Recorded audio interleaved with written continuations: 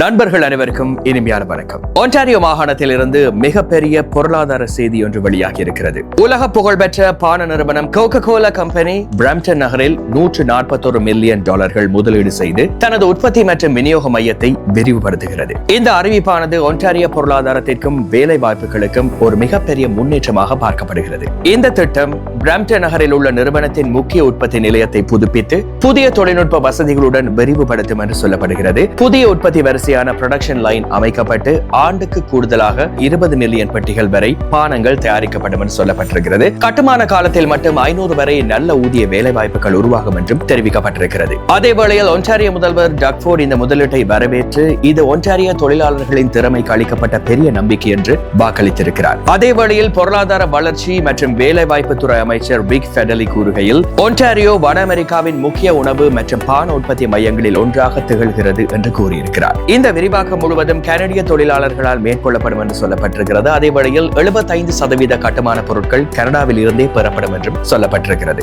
இதனால் உள்ளூர் உற்பத்தி துறை வலுப்படும், விநியோக சங்கிலி பலப்படும். அது மட்டுமல்லாமல் பிரம்டன் நகரின் தொழில் வளர்ச்சி மேலும் உயர்வு பெறும் என்று கூறப்பட்டிருக்கிறது. தி கோகோ கோலா கம்பெனி தனது முதல் கனடிய பாட்டிலிங் ஆலையை 1906ஆம் ஆண்டு டொரண்டோவில் ஆரம்பித்தது. அதே வேளையில் 2018ஆம் ஆண்டு Coca Cola Canada bottling limited ஒரு சுயாட்சி குடும்பம் நடத்தும் நிறுவனமாக உருவானது. கடந்த 7 ஆண்டுகளில் மட்டும் பிரம்டன் மையத்தில் $230 மில்லியன் மேல் முதலீடு செய்துள்ளதாக தெரிவிக்கப்பட்டிருக்கிறது. ஒரு முக்கியமான விடயம், தற்போது அந்த நிலையத்தில் 1300க்கும் மேற்பட்ட பணியாளர்கள் பணியாற்றுகின்றனர் என்பதும் குறிப்பிடத்தக்க ஒரு விடயம். அதே வேளையில் 7000க்கும் மேற்பட்ட உள்ளூர் வாடிக்கையாளர்களுக்கு சேவை வழங்கப்பட்டுக் கொண்டிருப்பதும் ஒரு முக்கியமான விடயமாக பார்க்கப்படுகிறது. பிரம்டன் சென்டர் தொகுதி உறுப்பினர் சாமின் வில்லியம்ஸ் கூறுகையில் இந்த முதலீடு பிரம்டன் குடும்பங்களுக்கு புதிய வாய்ப்புகளை உருவாக்கும் என்று கூறியிருக்கிறார். அதே வேளையில் பிரம்டன் நகர மேயர் பேட்ரிக் பிரவுன் தெரிவித்த விடயம், இது பிரம்டன் நகரம் மேம்பட்ட உற்பத்தி துறையில் முன்னணி நகரமாக திகழ்வதை உறுதி செய்கிறது என்று கூறியிருக்கிறார். 2018ஆம் ஆண்டிலிருந்து ஒன்டாரியோ மாகாணம் $213 பில்லியன்